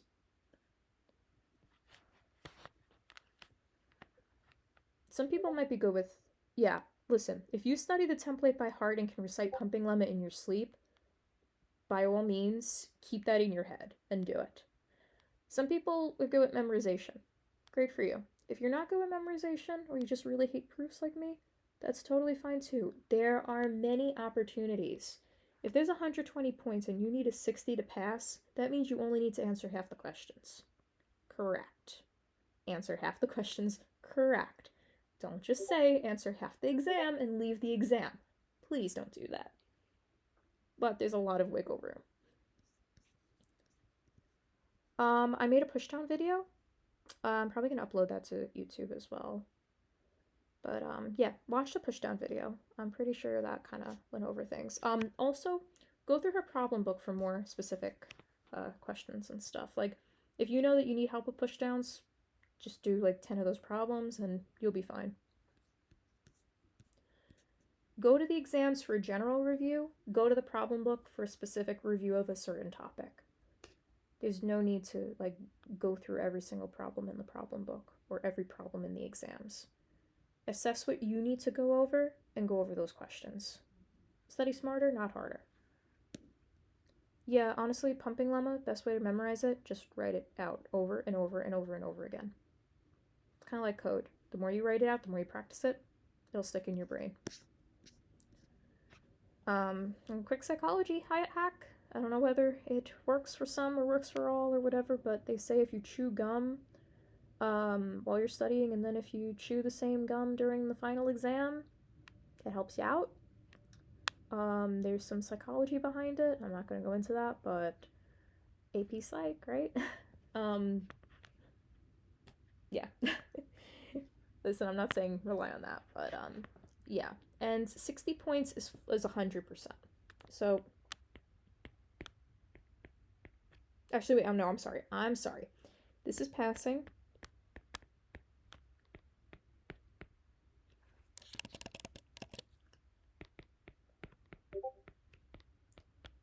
Perfect score. Okay.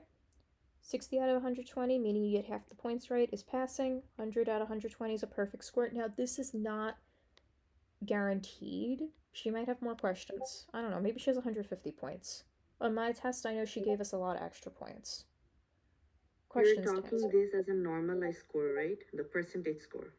Yeah, so this is points. 60 points, 100 points. This is not saying 100%. This is not saying 60%. This is saying 60 points out of 120. Normalized score. Yeah, this is your score before she actually finds the percentage of it, the normalized score. So she will take time to rearrange the seats. I don't think she'll take 30 minutes to do it, but I don't know. I think maybe you have an hour and a half or so to do the exam. Listen, however much time she gives you is however much time you get. You just got to go with it. So listen, if you get a 40%, again, go through the calculator at your own pace. If you got a 40% on exam 1 and you got a 40% on exam 2, or even if you got something like a 38 and a 42, obviously plug it into the calculator and figure it out. But you could get a 0 on exam 3 and you'd still pass. That's what I'm saying. She drops your lowest score. So if you have a C already, you can't go below the C. If you take the final, who knows? Maybe you get a B out of the deal. Likewise, if you're on the verge of passing, I don't know, let's say you had a D here, or like a C minus. Yeah, let's say a C minus. Maybe this brings you up to a C. 60 points. So 60 points is considered the same as the 40 points out of 100. But that's saying a 60 points is a passing grade. I think that's like a 60 or something, like a 60%. Right? 60 is passing, I think. Or 65. I'm pretty sure it's a 60%.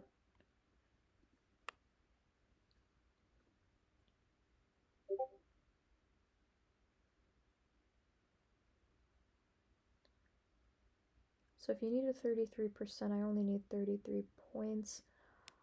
Again, just use the calculator. Like, really use the calculator. I don't want to give you false information on that. Do the calculation yourself, and then make the decision yourself on whether you want to take it.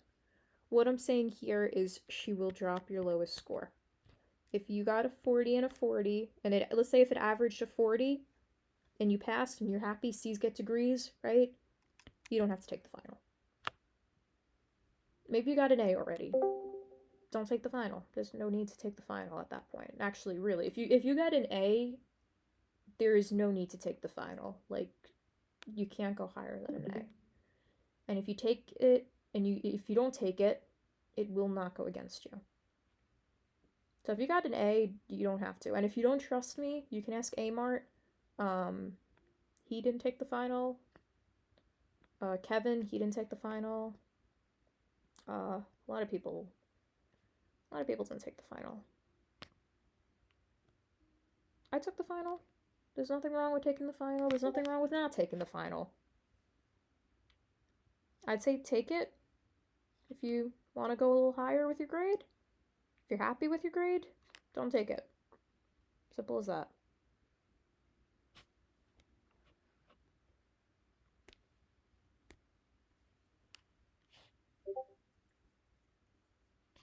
Normalized score is the points.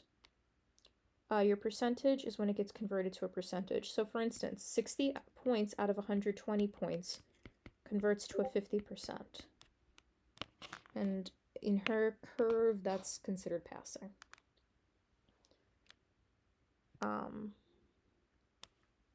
Yeah, so normalized score is your points, and then percentage is the actual score. So you can see this on your old exams. It'll actually say like normalized score and stuff like that.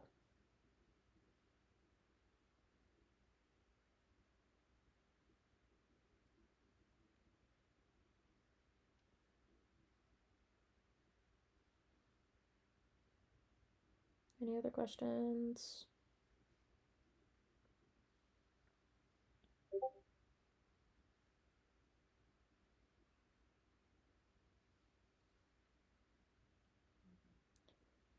So just to recap, study everything from exam 1, study everything from exam 2, plus pushdowns.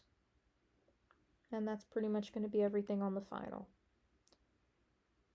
I'm pretty sure there's videos on almost everything here. I know algorithms has been a little shaky, but I wouldn't stress too much. Focus especially on regex, grammars, automatas, pumping lemma. That's going to be your bulk of points there. Focus on what you're good at. Don't waste time on questions you don't know. Time is of the essence. There will be way more points than what you can answer in a timely fashion. Do the questions that are easy to you first. Maximize the points. Do as many questions as you can. There will not be any pumping lemma template on the final.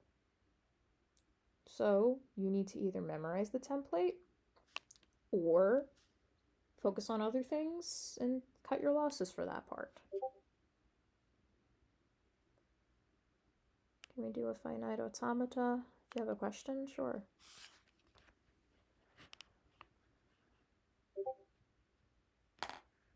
Can you send it?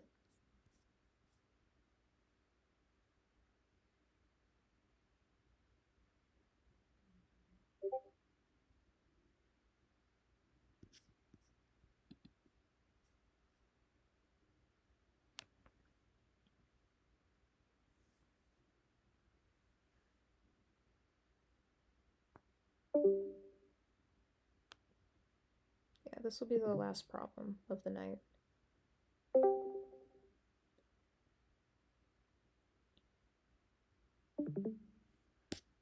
Let me see, is there automata in this set I can do?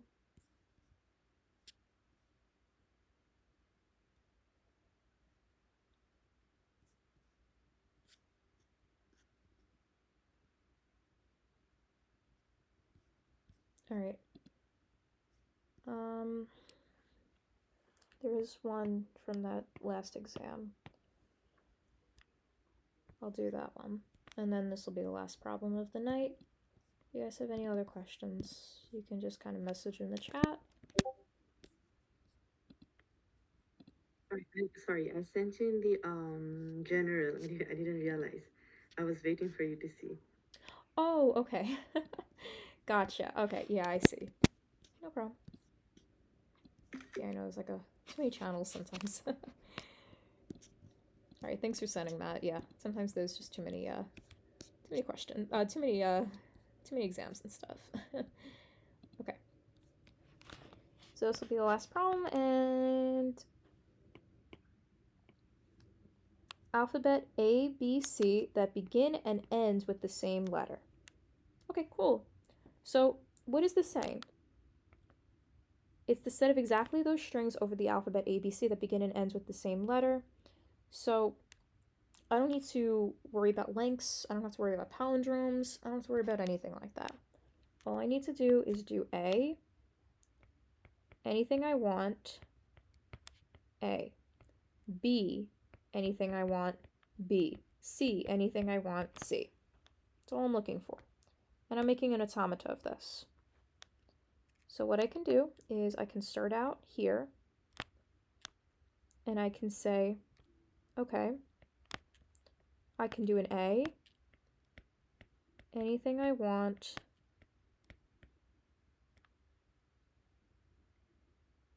and wait, I'm thinking of, I have palindromes on the brain at this point. I'm not going to have just 1, 1, and 1. This is going to be a loop, and this is going to be A, B, C. And this is one case, right? So A, anything I want as many times as I want. Forgot the star. A. I do the same for B.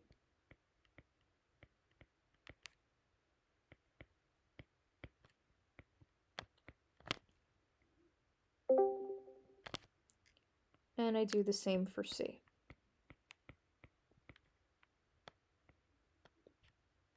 Now notice I have it ending on the same state. I could have done different states if I wanted to. I could have had it end here and have these two as ending states. That's totally fine as well. You can draw these however you want. If it makes it easier one way or the other, do that. But yeah, this is for that one, L1, L2. Exactly those strings over sigma that contain exactly one C. Okay, cool. So what this is saying is I can do anything I want to start that's not a C. I need my guaranteed C, and anything I want to end. So this is a C surrounded by as many A's and B's as I want. So likewise, I can now do A or B as many times as I want, a C, A and B as many times as I want, and end it there. And that's that one. Now, I'm assuming that there might be a part asking for like union or concatenation. I don't see the full. In the general. I'm sorry, what? I sent you those in the general. The A, B, C, and D. Oh, perfect. There we go. Okay, so I did L2. Oh, there you go.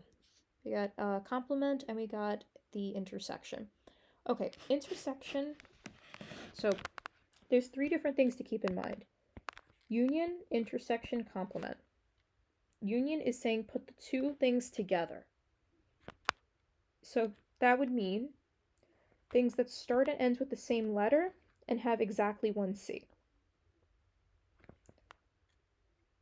Next, intersection is what they have in common. So that's saying all strings that start and ends with the same letter that only have that one C there. So if it has that one C there in the middle, right?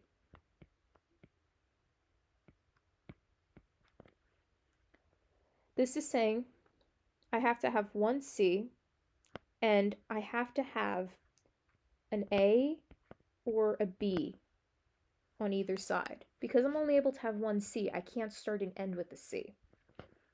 So this means I can have A, anything I want that isn't a C, C, anything I want that isn't a C, A, and the same exact thing for B.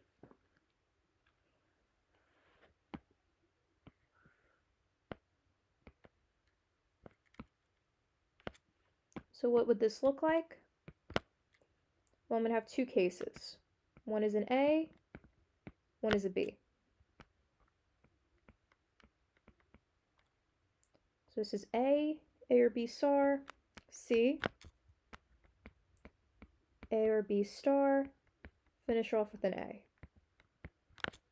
Likewise B, A or B star, C, A or B star, finish off with a B. And that would be the end of that automata. And the last one is complement. Complement is saying the opposite. So, wait, what am I finding the complement of? Oh, complement of L2. So this is the opposite of L2. If L2 is asking for something that contains exactly one C, well, C equals 1. What's the opposite of that? Anything that isn't exactly 1. So that's 0 or greater than 2. Okay. So I can have a case that first has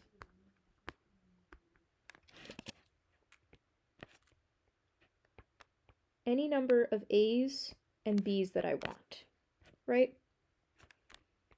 And I can end it there. I can have a string of all A's and all B's, and I can end it there. This is the case with 0. The second I add in a single C, I can have as many A's or B's as I want in between. I can't end here. This is exactly one C. I'm not allowed to end here. I have to go to at least a second C.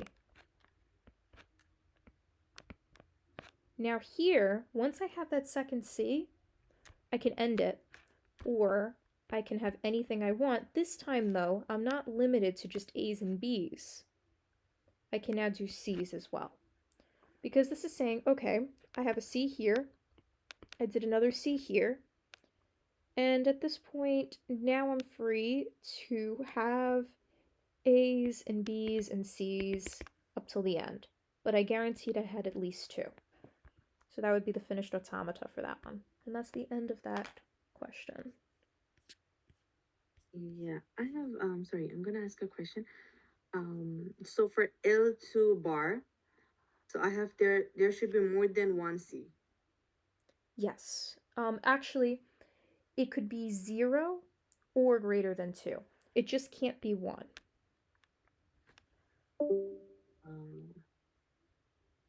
Why?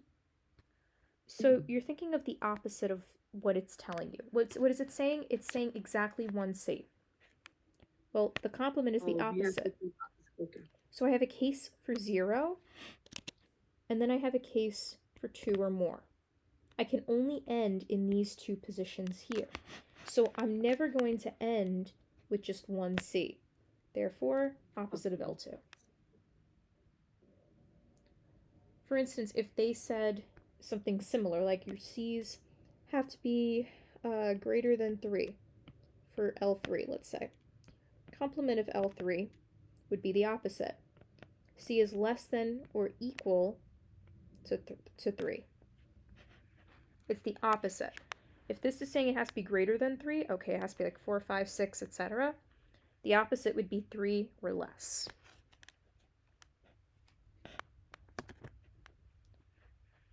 That's kind of what I'm doing here.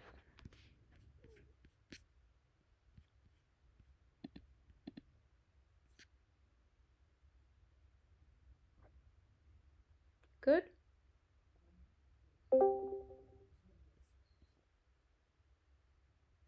Yeah. Can I see the whole screen so that I'm just writing this?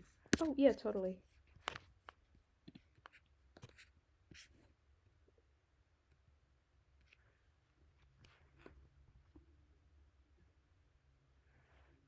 This was L1.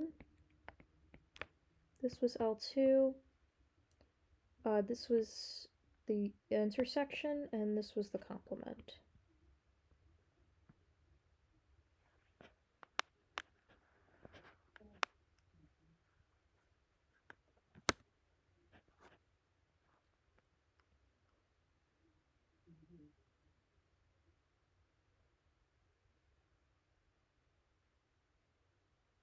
Okay, I'm gonna end the session here. Oh, doesn't that mean automata means only 0 or 2 C's?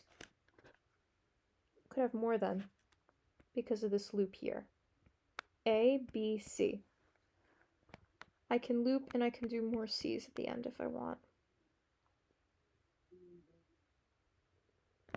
This C and this C are the only guaranteed one. Well, first of all, 0, and then I have to go straight into 2 C's that are guaranteed.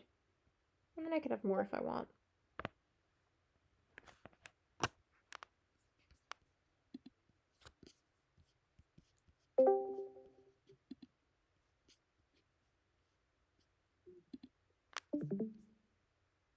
Alrighty, well, I'm going to end the session here. But I wish you guys the best of luck, and if you have questions or anything, feel free to ask. So I haven't been too active in the Discord. Been a little crazy with my own finals and stuff, but if there's something that's tricking you guys up, and just ping me or ping some of the other people in the Helpful People channel. Any of the guys that are kind of active around here, like someone's bound to jump in. I saw people were jumping in before too. So yeah, no problem, guys. Listen, I hope that's able to help, and I know 320 could be a tricky class at times, so. And this will be posted on YouTube. Since I did do this all the way through, and it's like a 2-hour video, it might take like 2 hours to process. So it'll be up by tomorrow morning, so it should be good.